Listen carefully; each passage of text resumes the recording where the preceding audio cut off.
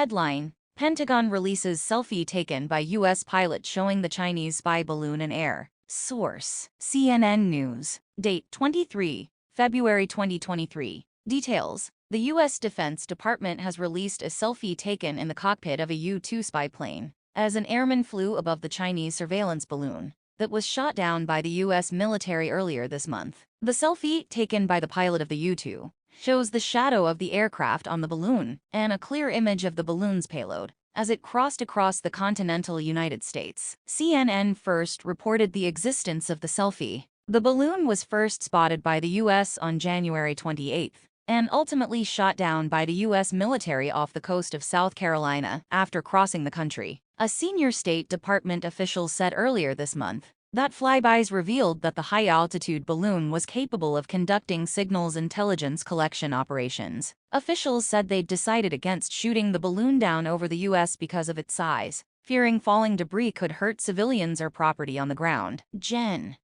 VanHerck, commander of U.S. Northern Command and North American Aerospace Defense Command, NORAD, later said the balloon was 200 feet tall, with a payload that weighed a couple of thousand pounds. Officials also maintained that the balloon was not capable of conducting significant intelligence collection, in part because the U.S. took steps to protect against it immediately upon spotting it. The U-2 is a single-seat, high-altitude reconnaissance and surveillance aircraft with glider-like characteristics, according to the Air Force. Because the planes are regularly flown at altitudes over 70,000 feet, pilots must wear a full-pressure suit, similar to those worn by astronauts. The photo released on Wednesday clearly shows the pilot flying above the balloon, which was hovering 60,000 feet when it was spotted over Montana. The selfie was captured a week after the balloon entered U.S. airspace near Alaska, and NORAD sent up fighter jets to make a positive identification, according to defense officials. Still, officials tracking the balloon saw little reason to be alarmed. At the time, according to U.S. officials,